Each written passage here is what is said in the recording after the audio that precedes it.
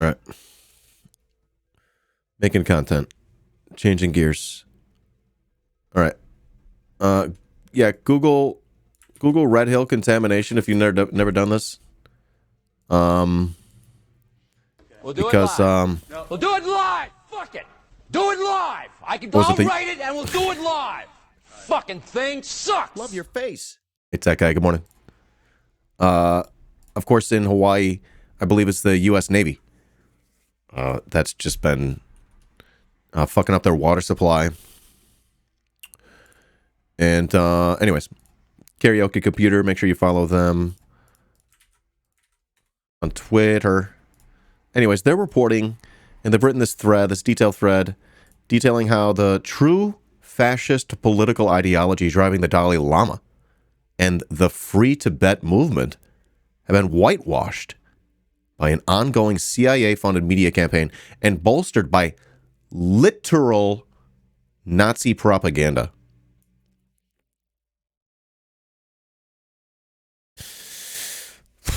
So we're probably going down a new rabbit hole for some folks here, so please bear with me. In old Tibet, serfs were treated like property at birth. Serfs slept with livestock, while house slaves were referred to as speaking beasts. Big yikes. Indentured serfs tilled the land in chains. Others endured starvation, amputation, torture, and were even skinned to make furniture.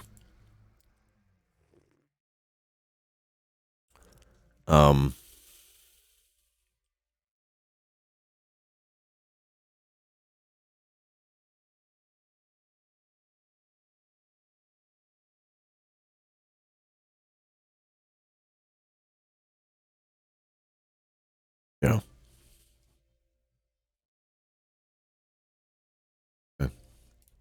Here's a documentary. Watch 47 minutes into this documentary to see the beautiful footage of former Tibetan serfs celebrating their liberation from the oppressive Lama system by burning the rags they were forced to wear, along with their debt bondage documents. Did I skip anything? Okay. I didn't preview this. I'm a little nervous, so I'm not gonna. Okay. If anyone's looking for the link to the thread. There. Okay. Western misconceptions of Tibet were popularized by Heinrich Harrer. I'm not really sure how to say this auf Deutsch. Author of 7 Years in Tibet and a literal Nazi. A literal Nazi. All right, well, let's go down the rabbit hole.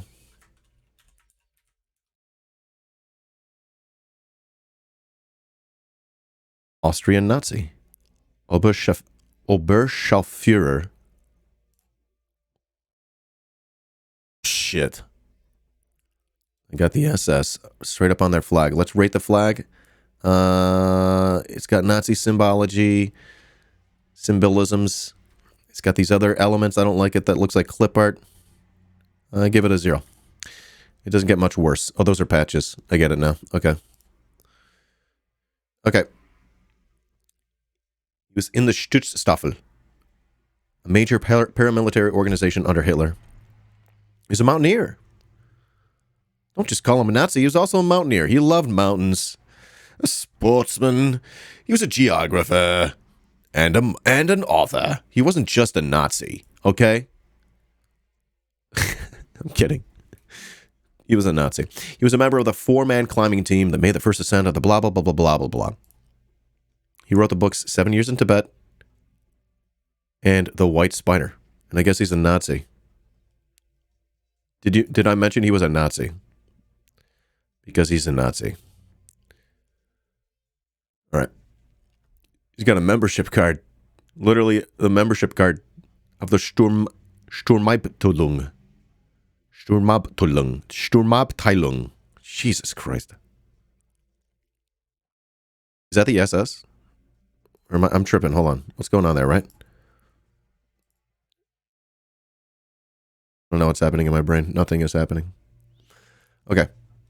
After the Anschluss of March in 1938, as Germany annexed Austria, he joined the Schutzstaffel, The Stutzstaffel, that's the SS. There we go. Brad Pitt played him in the movie? What? Oh, 7 years in Tibet? He held the rank of Oberscharführer. Oberscharführer. All right. And on May 1st, he became a member of the Nazi Party, just literal Nazi. After their ascent of the Eiger face, 4 climbers were received by and photographed with Hitler. Oh, good job.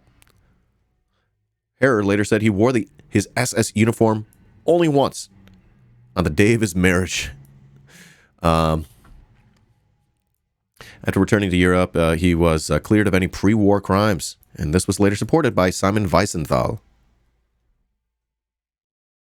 In his memoir, Beyond 7 Years in Tibet, Harrer called his involvement with the Nazi Party a mistake. Whoops! Made in his youth, when he had not yet learned to think for himself. Oh, God. I don't see it.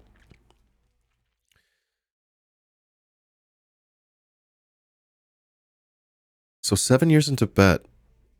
Actually, hold on. Whoops, I'm a Nazi. I mean, how it happens to us all, right? You know what I mean? Come on. It's happened to everyone. At least once. You're like, oh my God, I'm wearing a Nazi uniform at my marriage. Whoops, I became a Nazi. Card-carrying member.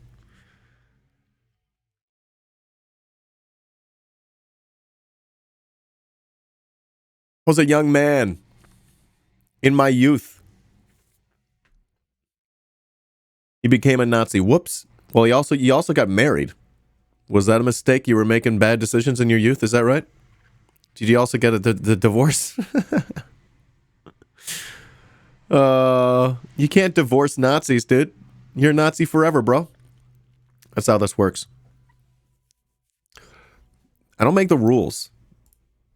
I don't make the rules. All right. Western misconceptions of Tibet, popularized by Heinrich Harrer. I don't know how to say it auf Deutsch. It's tripping me out. His marriage to a full-blooded Aryan woman, quote unquote, was approved by Heinrich Himmler himself. Okay, what?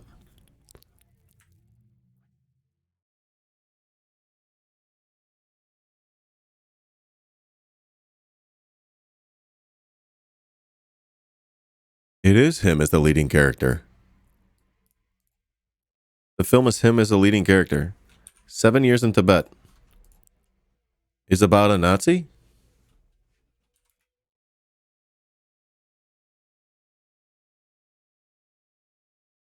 And then Brad Pitt was in Seven. He's in all the 7 films. When you're climbing, your mind is clear.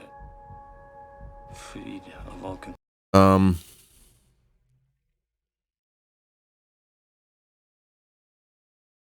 I'm gonna hit I'm recording. All right. Well, we just watched the trailer, and I paused because I figured YouTube would ding me for it. But that was stunning. I don't think I've seen the movie. I'm blown away. Did they know he was a Nazi? What's going on here? Yeah, the duality of Brad. He's also a Nazi killer. Yeah. Inglourious Bastards, his redemption for doing. My gosh. Look how blonde they made him. That wasn't natural?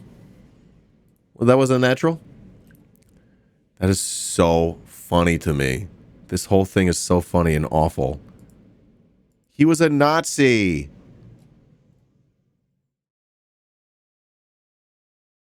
And then he wrote 7 years in Tibet. And then that's going to serve as part of the Western misconception of what's happening in Tibet. It was written by an actual Nazi. They made a film in 97. They made a film in 97. I'm starting to think the Nazis won. What is going on? After his fifth escape attempt, Nazi war criminal Heinrich Harrer finally managed to flee British detention. He then absconded, not back to Austria, but to Tibet, where he became the Dalai Lama's personal tutor and close friend.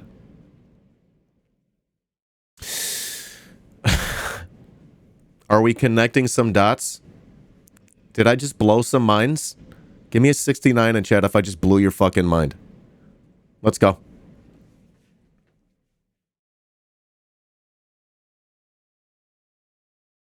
Yep.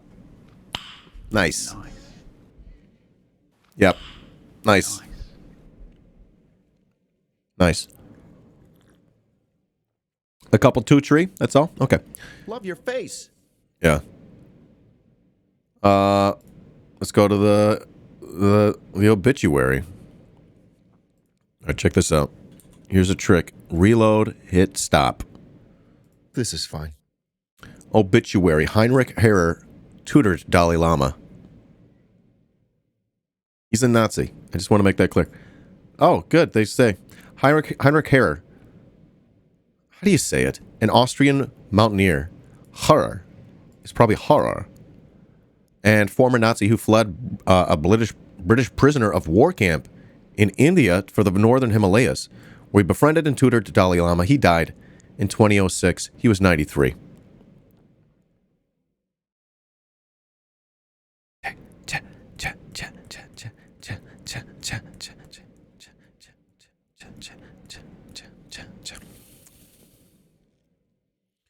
Let's see some crabs, please. Harrer's family in Carinthia province, Austria, said he died Saturday in a hospital in Freisach. His family said he would be buried in Hüttenberg. Ja, wie bury in Hüttenberg. The actor Brad Pitt played Harrer in the film 7 Years in Tibet, which was based on his 1953 memoir about fleeing Tibet's holy city of Lhasa after Chinese forces invaded. A renowned explorer, Harrer had close links in the Nazi Party, but was known better for the years he spent as an advisor, teacher, and friend of the young Dalai Lama after escaping from British custody in 1944.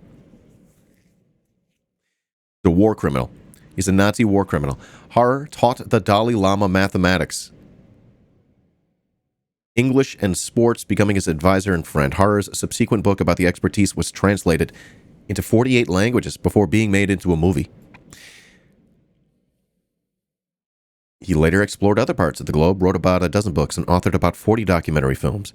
His adventures became known to millions in the 1997 film, and it was only a few months before the movie's release that Harrer's secret, his Nazi past, finally caught up with him.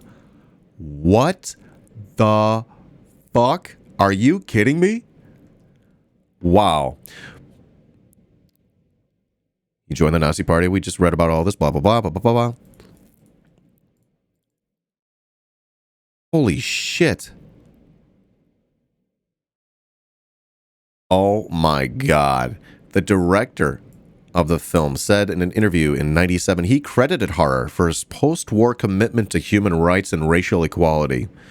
Are you fucking kidding me? No. Absolutely not. I respect him as a man who has remorse, said Jean-Jacques Arnaud. Is how do you say that with the French? I don't know with the French. With French, you don't pronounce about half the letters, but you never know which half. Raoul Bott, noted mathematician, made innovative contributions to differential geometry and topology, a field that examines the properties of spaces. Wait. Hold on. That's something else. Holy fucking shit, dude. Are your minds blown right now? My mind is fucking blown right now. Here's Heinrich Harrer standing next to his hero, Adolf Hitler. Standing to the left. Wait, our left or their left? Oh, man. What exactly did he do as a Nazi? I don't know specifically. But they all acted as a machine that killed, 27,000 Russians, 6,000 Jews. I'm sorry, 27 million somehow in the brain, there's just like still no difference. You're like, oh, it's just a bit more. Okay, yeah, 27 million. 6 million Jews and more. Standing next to Hitler. This guy's got jawline for days. Look at this guy. Holy shit. All right. Here's Horror standing next to the right of his best friend, the Dalai Lama. Oh my god. He looks like fucking shit, dude. He looks like shit, dude. He looks like death itself. Oh my god. I cannot look at this picture any longer. Got the Joe Biden blood eye. He's got some weird ass shit going on, man. Take a nap. Let's go, Brandon. Friendship between Nazis and the Dalai Lama makes more sense when one understands the historical alignment between the Lamas and Nazi Germany. See the Schiffer exhibition. Schiffer. Is that how you say it? Where Hitler sent Nazis to Lhasa to trace the origin of the Aryan race to Tibet. Yeah, take a permanent nap, old man. Anyways, I probably just got banned from Twitch. Here's BBC. When Nazis try to trace Aryan race myth in Tibet. Look at those little flags, dude. You're killing me. Oh my god.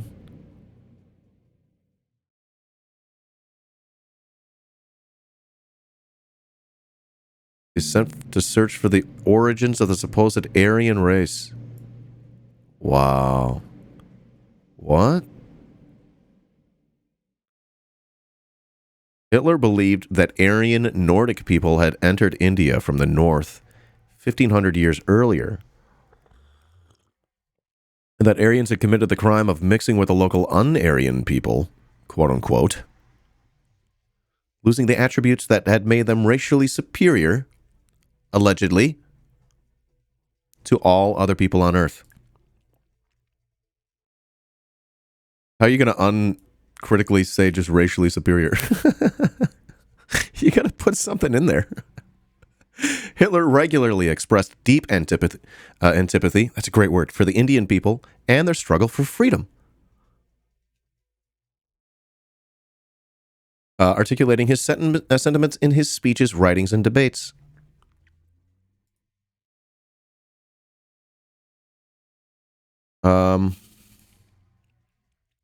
Yet according to Himmler, one of Hitler's top lieutenants, the head of the SS, the Indian subcontinent was still worth a close look. Barrel roll. Do a barrel roll. Cause I did it all. Oh my god, Sarah. The cookie. The cookie. I decided that sounds too loud. That's just too loud. I was doing a chat yesterday and I was like, Jesus Christ. So we're going to fix that. Yeah. I should have paused the... All right. Yeah, so this is where Tibet came into the picture. Those who swore by the idea of a white Nordic superior race. They were believers in the tale of the imagined lost city of Atlantis, where people of the purest blood had apparently once lived. Oh, man. Look at how wild this is. You heard he was a pretty bad dude? Yeah, no redeeming qualities. Yeah, believed to have been situated somewhere between England and Portugal in the Atlantic Ocean, this mythical island allegedly sunk after being struck by a divine thunderbolt. What the fuck? All the Aryans who survived had supposedly moved to more secure places. The Himalayan region was believed to be one such refuge, Tibet in particular, because it was famous for being the roof of the world. In 1935, Himmler set up a unit within the SS called the Annaberg,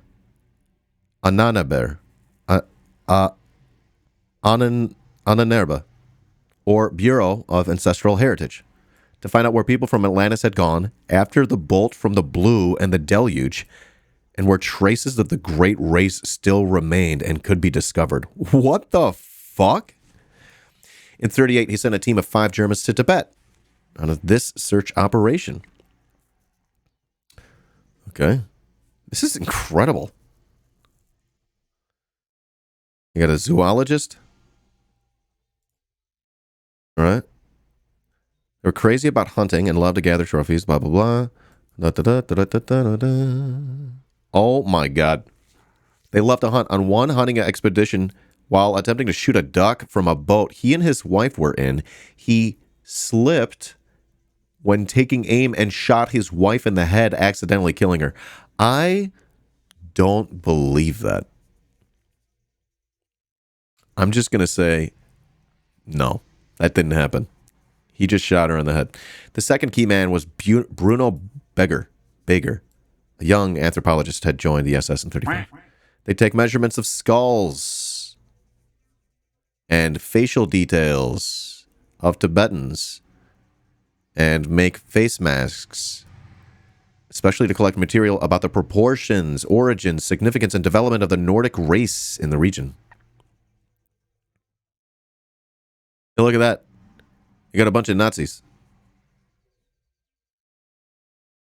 This is weird, man. So the Nazis were basically a YouTube channel from 2010. Yeah, accurate.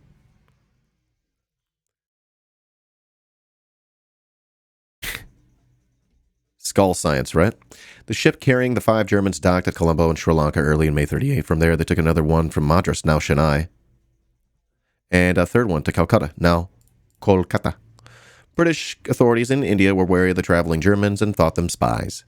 They were initially reluctant to allow them to pass through India, and then British-run Times of India even ran the accusatory headline, "A Gestapo agent in India." British political officer in Gangtok, the northeastern Indian state of Sikkim, which was an independent mountain kingdom at the time, was also not enthusiastic about granting the men entry into Tibet through Sikkim. But ultimately, the Nazis' team resolve won. By the end of the year, the 5 Germans with swastika flags tied to their mules and baggage had entered Tibet. The swastika was a ubiquitous sign in Tibet, known locally as Yundrung. Oh, wow. There's a more explicit connection with the swastika than I realized. Wow. Schaefer and the team would have seen plenty of it during their time in India, too, where, among Hindus, it had been a symbol of good fortune. Even today, the symbol is visible outside homes, inside temples, at street corners, and on the backs of tempos and trucks. Tempos?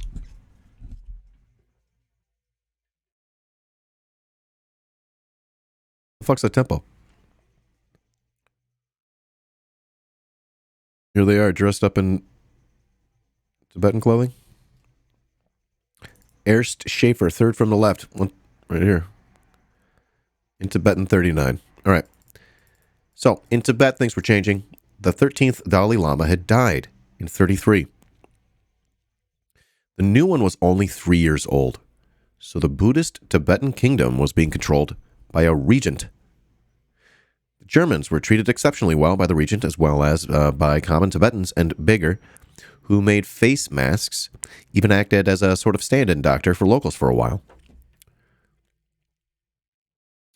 What the Tibetan Buddhists did not know was that in the perverse imagination of the Nazis, Buddhism, just like Hinduism, was a religion that had weakened the Aryans who had come to Tibet, and had resulted in the loss of their spirit and strength.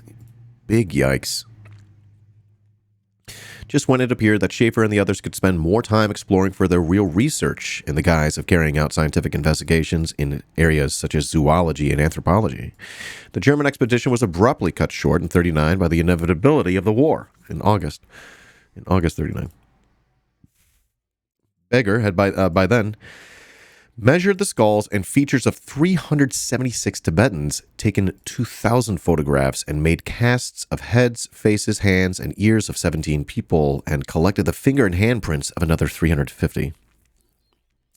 Also gathered 2,000 ethnographic artifacts, and another member of the contingent had taken 18,000 meters of black and white film and 40,000 photographs. As the trip was cut short, Himmler made arrangements for the team to fly out of Calcutta at the last moment and was himself present to greet them when their plane landed in Munich. Oh, shit.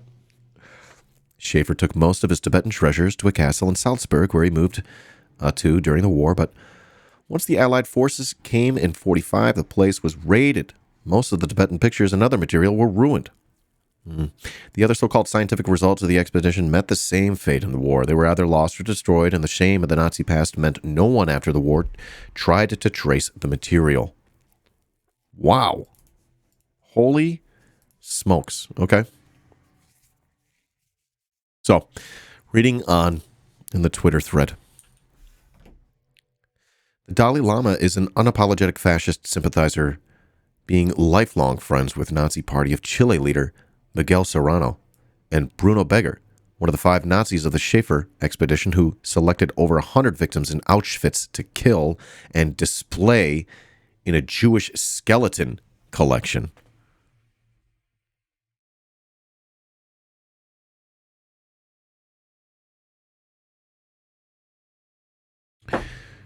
The 14th Dalai Lama has 0 redeeming qualities. Is there an echo in the room? Before 59, the Dalai Lama owned 6,000 slaves.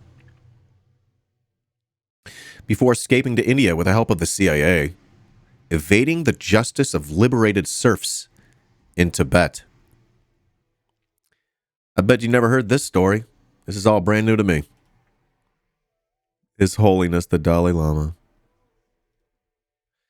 In 2016, the Dalai Lama said there were too many refugees in Europe. With a laugh, he said that, Europe, for example, Germany, cannot become an Arab country.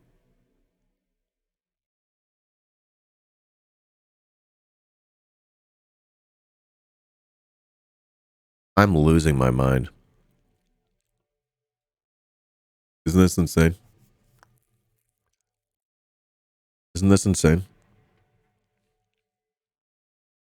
Sewer. Oh, here we go. The imperialist Dalai Lama. Too many refugees in Europe, he says. Shut the fuck up. 2016. All right. Despite the Tibetan leader's facade... Oh my gosh, look at this website.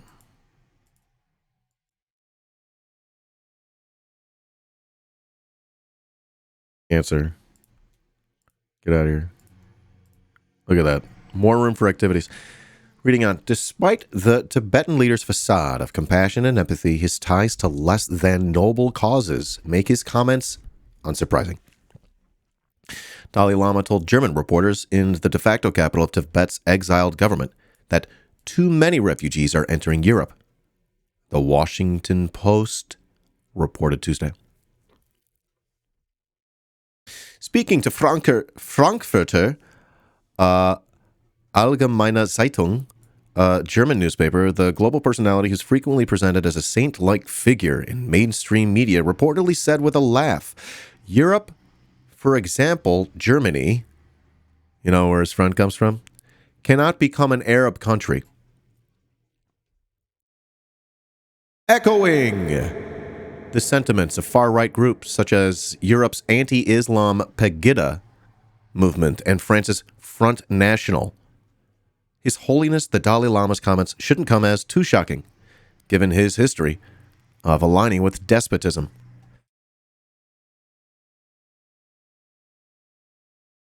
Many are regarding his perspectives on Syrian refugees in Europe as a bastion of hypocrisy, since the Dalai Lama is a refugee himself, residing in India since the CIA-backed operation that trained and funded Tibetan fighters against China. That's something I need to learn more about. Hey, Jeff, thanks for your 8 months. Love your face. Thanks for the 8 months of support. Everyone give Jeff a follow at good. Is it still Good Morning Comrade Radio? Hey, guys. Yes, love your face. Despite having once remarked bizarrely that he's a Marxist, the righteous and noble face of Western imperialism was on the CIA's payroll for decades. What? Oh, I did remember reading this in the thread. Unopposed to the U.S.-led war on terror in Iraq and Afghanistan, and a friend of notorious figures like George W. Bush, Margaret Thatcher, and Augusto Pinochet. It's unsurprising the Dalai Lama considers it morally suitable to only let refugees in temporarily. Get banned. Bop. Get wrecked. Perhaps a new book deal is on the horizon for the Tibetan leader's bold views on the migrant crisis. After all, a little xenophobia makes for excellent marketing. You can't believe it. He calls Bush his friend. That's it? Man, back to the thread.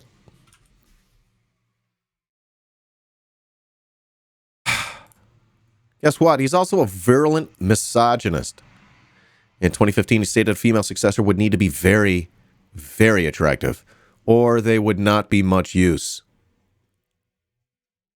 What the fuck? In 2019, he doubled down, saying if the female Dalai Lama comes, then she should be more attractive.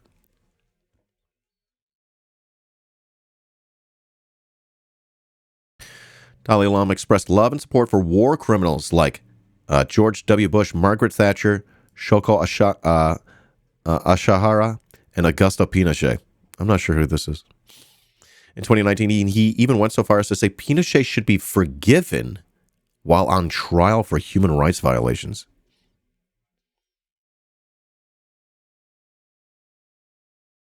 I'm going to skip that one. Oh, I might have to go to it. The Dalai Lama's views make him make a lot of more sense. Knowing that the CIA paid him a salary of $186,000 a year after helping him escape to India. Can you believe this? Former CIA agent Ralph McGehee even admits that the CIA has been a prime funder of the Dalai Lama's media profile. I ain't falling for no banana in my tailpipe. You gotta be kidding me.